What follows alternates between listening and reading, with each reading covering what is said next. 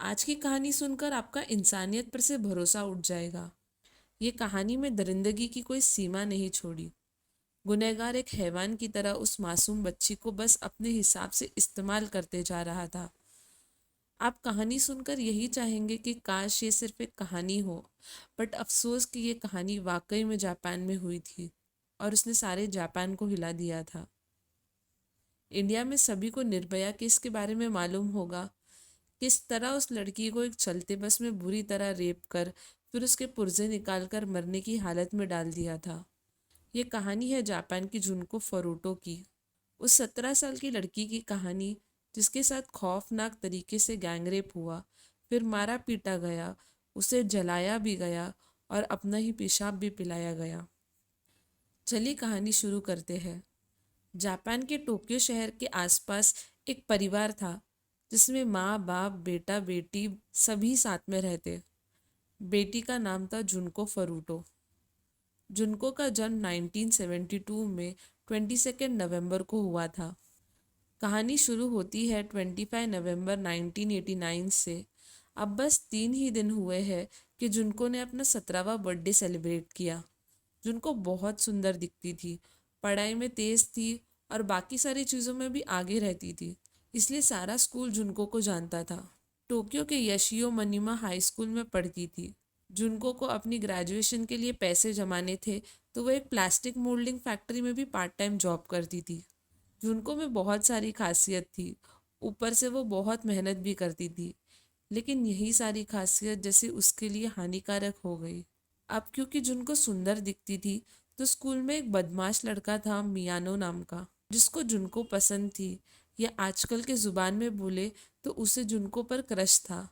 ये लड़का बदमाश वाकई में था। जापान का तब एक बड़ा खूंखार गैंग यकुवा का एक जूनियर गैंग था और मियानो उसका लीडर था। मियानो से स्कूल में सब डरते। स्कूल में मियानो से कोई भी नहीं भिड़ता था। मियानो भी जुनको की उम्र का था, लेकिन चोरी चकारी, लड़की को छेड़ना और कई क्राइम करने में मियानो आगे था। इस बारे में स्कूल में सभी को पता था, इसलिए मियानो से लोग डरते। अब ये मियानो जुनको को पसंद करता, इसलिए उसने कई बार जुनको को प्रपोज किया था, लेकिन जुनको को अपनी पढ़ाई पर ही ध्यान देना था, इसलिए वो हर बार मियानो को मना कर देती। वो मियानो जैसे शराब और नशे करने वाले लोगों से दूरी ही बनाए रखती थी। जुनको से ना सुनकर मियानो को उस पर बहुत गुस्सा आ गया था।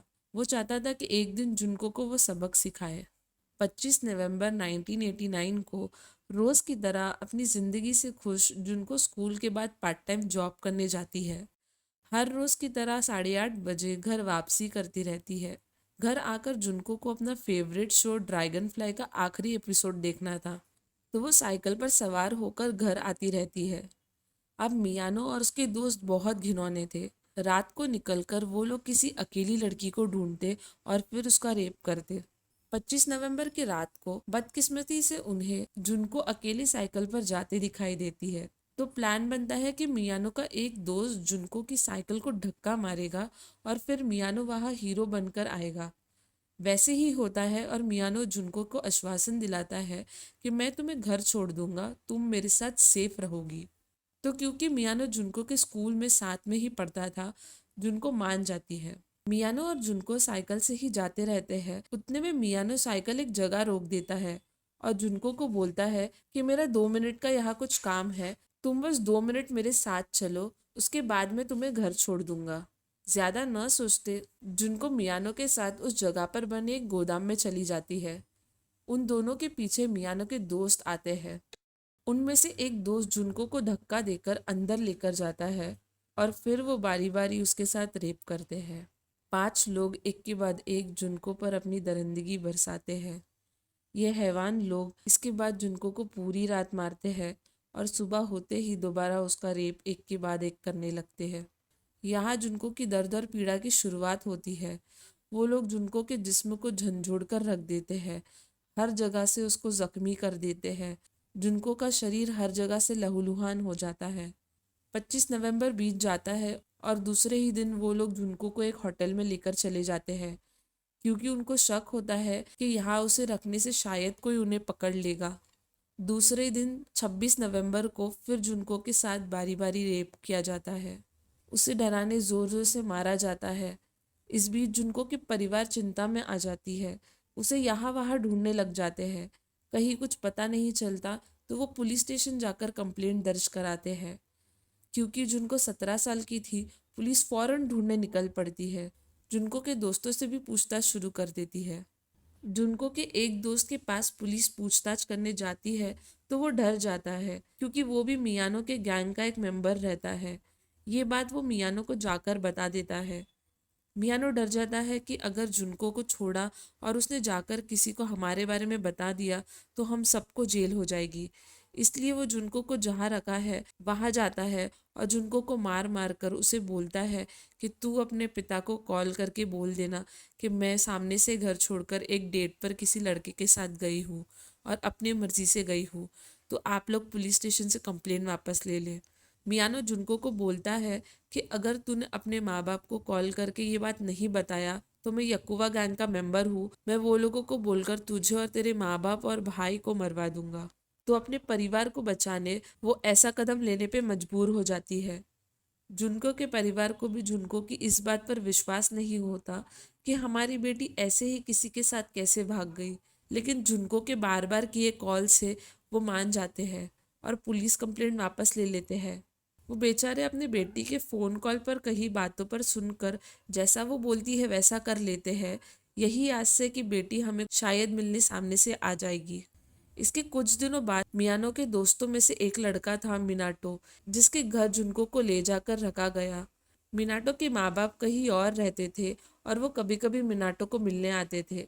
जब जब वो घर आते तो मिनाटो और दोस्त जुनको को तहखाने में छुपा देते थे। इसलिए मिनाटो के परिवार को पता नहीं चला कि घर में ऐसा कुछ भी हो रहा है। दूसरी तरफ मिनाटो और मियानो दोनों ही अपने दोस्तों को बुलाते, अपने गैंग यकुवा के लोगों को बुलाते और जुनको के साथ शारीरिक संबंध करने बोलते। जुनको को जैसे एक वस्तु बना दिया था ये लोगों ने। उस बेचारी के साथ दिन में कई बार अलग अलग लोगों द्वारा रेप होता। करीब 20 से 25 बार दिन में लोग आते और उसे इस्तेमाल कर चले जाते।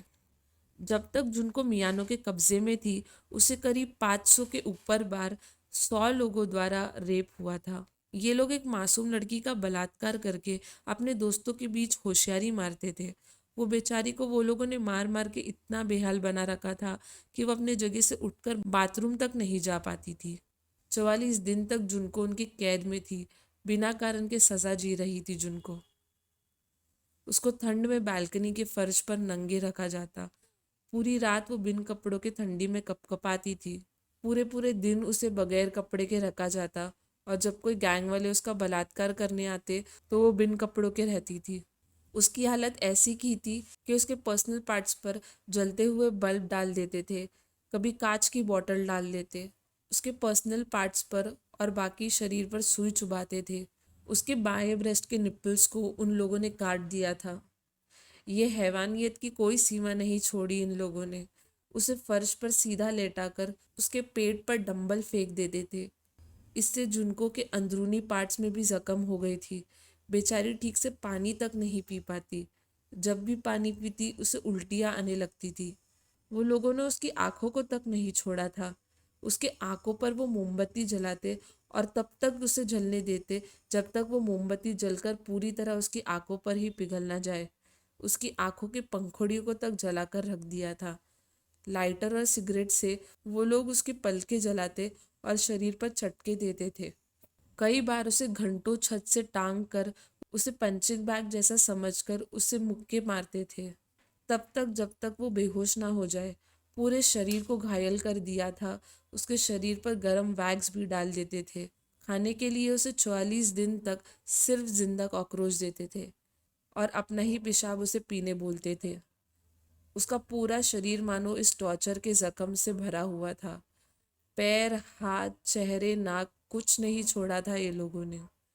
सारे शरीर को झंझोड़ कर रख दिया था। उसको ये टॉर्चर रोज के रोज करते रहते थे।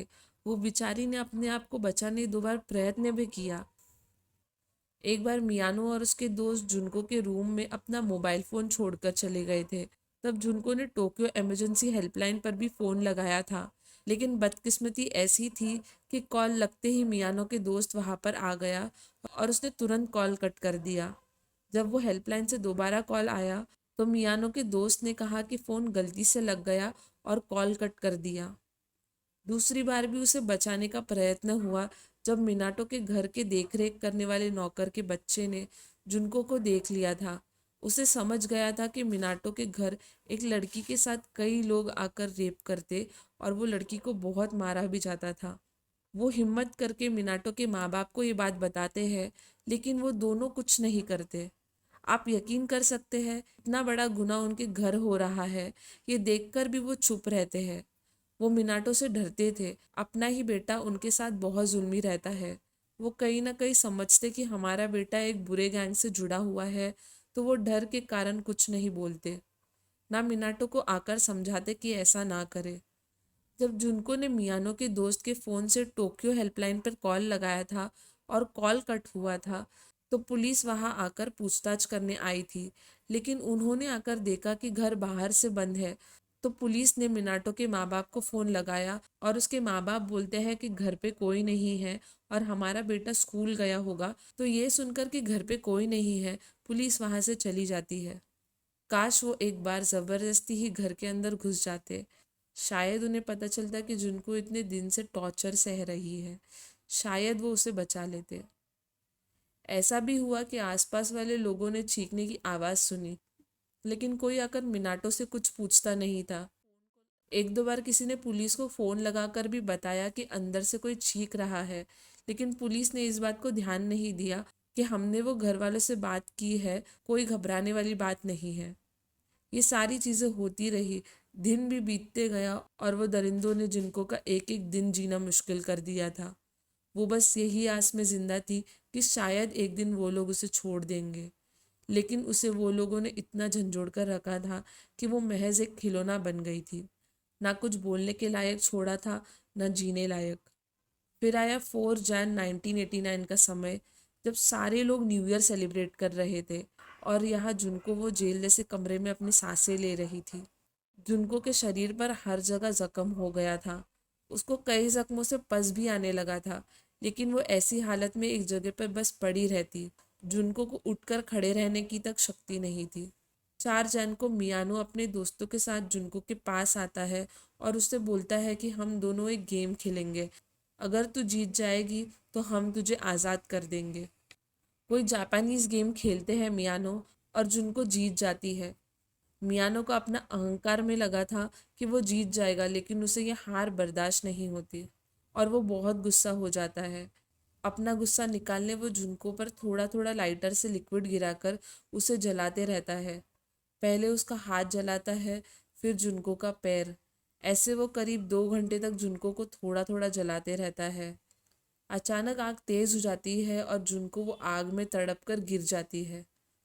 मियानो फिर उसे बार बार जोर से मुक्के मारता है, उसके मुंह पर कैंडल का वैक्स डालता है ताकि वो उठ जाए। जबरदस्ती उसे उसका ही पेशाब पिलाता है, लेकिन जुनको थोड़ा भी हिलती ढुलती नहीं है। ये देखकर मियानो और उसके दोस्त समझ जाते हैं कि जुनको मर गई। 44 दिन इतनी हैवानियत झेलकर जुनको अब ये जिंदगी से मुक्त हो जाती है। मियानो मर्डर करने के बाद वहाँ एक सीमेंट से भरा हुआ ड्रम रहता है, उसमें पानी डाल देता है और फिर जुनको की लाश को उस ड्रम में डाल देता है। फिर ये सारे दोस्त उस ड्रम को एक ट्रक में डालते हैं और टोक्यो के बाहरी इलाके में उस ड्रम को फेंक देते हैं। मियानो जुनको की लाश ठिकाने डालते समय मियानो वो ड्रम में ड्रैगन फ्लाई का लास्ट एपिसोड का वीडियो टेप डाल देता है। इसलिए नहीं क्योंकि एक वक्त उसे जुनको पसंद थी, बल्कि इसलिए ताकि जुनको भूत बनकर मियानो और दोस्तों के पास वापस ना आए। अब जुनको की मौत 44 दिन के टॉर्चर के बाद 4 जन 1989 को होती है। करीब 25 नवंबर को जुनको को किडनैप कर फिर उसका रेप और टॉर्चर किया जाता है 44 दिन तक। लेकिन आप हैरान हो जाएंगे आगे की कहानी सुनकर। जी हाँ, अब तक की कहानी से आपका दिल दुखता होगा, लेकिन आगे मियानो ऐसा और क्या क्या नहीं करता, ये सुनकर आपका दिल भी हिल जाएगा। जिनको के मरने के 20 दिन बाद ही, यानी 23 जन 1989 को एक औरत मियानो के खिलाफ पुलिस कंप्लेंट करती है और मियानो को गैंग रेप चार्जेस में पकड़ा जाता है। जब जुनको को मियानो ने कैद करके रखा था, तब भी वो और दूसरी औरतों को अकेला पकड़कर गैंग रेप करता, और एक ऐसी ही औरत ने थोड़ा हिम्मत दिखा के मियानो के खिलाफ आवाज़ उठाई थी। वो लड़की के बयान पर पुलिस वो जगह पहुंच जाती है जहां उस लड़की के साथ गैंगरेप हुआ था। वो जगह वही होती है जहां जुनको को भी रखा गया था।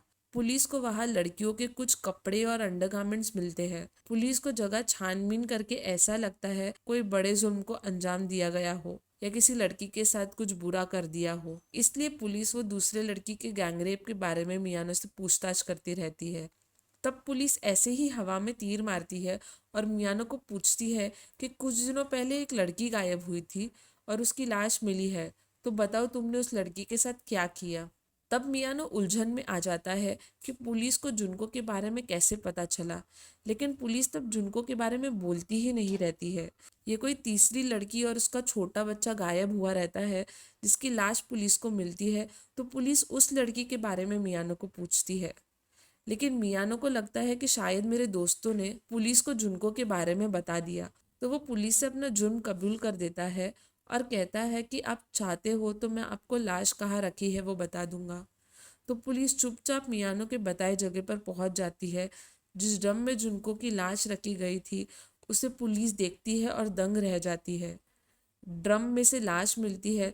तब पुलिस मियानो को बताती है कि हम तो तुम्हारे से किसी और केस के बारे में बात कर रहे थे, हमें तो इस जुनको वाले केस के बारे में पता ही नहीं था। लेकिन तब तक देर हो चुकी थी और मियानो सच बता चुका था। तब पहली बार ऐसा होता है जब जापान में जुनको फरूटो का केस सबके सामने आ जाता है। जुनको के परिवार को लगता रहता है कि हमारी बेटी किसी दोस्त के साथ भाग गई है, लेकिन जब लाश मिलती है तो उसके फिंगरप्रिंट्स के द्वारा मालूम पड़ता है कि वो जुनको ही है जो 25 नवंबर से गायब थी। लाश पूरी तरह सीमेंट से खराब हुई रहती है, लेकिन फिंगरप्रिंट से ही जुनको की पहचान करा पाते हैं। पुलिस को इन्वेस्टिगेशन और पूछताछ से पता चलता है कि कैसे ये दरिंदों ने जुनको को 44 दिन तक टॉर्चर किया था और फिर मारकर उसे सीमेंट में डालकर फेंक दिया था। ये सारे लड़के मियानो मिनाटो ये सब 18 साल से छोटे रहते हैं, इसलिए उन सब पर जुवेनाइल लॉज अप्लाई होते हैं। लेकिन इतने संगीन गुनाह करने वाला कोई बच्चा नहीं होता। जुवेनाइल लॉज के हिसाब से उनके ऊपर बालिकों वाले मुकदमे चले जाते हैं और इसलिए उन सारे गुनहगारों के चेहरे और नाम पब्लिकली नहीं बताया जाता। लेकिन जुनको की कहानी सुनकर एक मैगजीन डायरेक्टर से रहा नहीं गया। वो ये बात सुनकर हताश था कि कैसे जुनको को 44 दिन तक अलग अलग तरीके से टॉर्चर किया गया, जिसको कॉकरोच खिलाते थे और उसके प्राइवेट पार्ट्स पर न जाने कितने चीज़ें डाले गए। तो एडिटर ने सोचा कि ये बच्चे जुवेनाइल एक्ट द्वारा छिपने के लायक नहीं है, इसलिए वो उनकी आइडेंटिटी और नाम साफ साफ एक आर्टिकल में लिख देता है। जापान में इस आर्टिकल के बाद हंगामा हो जाता है। मीडिया में, न्यूज़ में, हर जगह इसी के बारे में चर्चा होती रहती है। कोर्ट पर भी कड़ी से कड़ी सजा देने का प्रेशर आ जाता है, लेकिन वो लड़के 18 साल से कम होने के कारण जुवेनाइल जस्टिस के अंडर आते हैं और इसलिए मियानो को 17 साल की सज़ा और बाकी उसके दोस्तों को 7 साल की सज़ा होती है। इनकी सज़ा का समय कम कराने के लिए लड़कों के माँ बाप सुप्रीम कोर्ट में अर्जी डालते हैं और उस समय सुप्रीम कोर्ट की जज एक लड़की होती है। वो ये सारी घटना से सारे लड़कों की सज़ा 2-3 साल और बढ़ा देती है। ये हादसे को करीब 34 साल हो गए हैं और वो लड़के अभी सज़ा काटकर जेल से बाहर घूम रहे थे, लेकिन वो फिर एक एक करके दोबारा जेल गए क्योंकि उन लोगों की हैवानियत कम नहीं हुई। वो लड़कों ने जुनको को जिंदा जिंदा एक नरक में डाल दिया था। उसके शरीर के साथ साथ उसकी आत्मा तक नोच दी थी। उसको किश्तों में जलाकर वो लोगों ने फिर उसे पूरा मार डाला। कोर्ट में बताया गया कि शायद वो दर्द से जुनको के सोचने समझने की सारी शक्ति खत्म हो गई थी और वो अपने आप को एक खिलौना समझने लग गई थी अपने आप को। जैसा वो बोलते वैसा ही करती। 44 दिन बाद ये सबसे जुनको को छुटकारा मिला और ये लोग बस कुछ साल की सजा काट कर दोबारा बुरे काम करने लगे। जुनको की कहानी पर कई किताबें और मूवीज निकले। सारे समाज को जुनको की कहानी बताकर सतर्क करना चाहते थे कि हम हमारे आसपास होती चीज़ों से बचकर सावधान रहे। जुनको के मरने के बाद जिस जगह पर वो काम करती थी वहाँ जुनको यूनिफॉर्म पहनती थी, तो वो यूनिफॉर्म जुनको के माँ बाप को उसकी निशानी के रूप में सौंप दिया गया।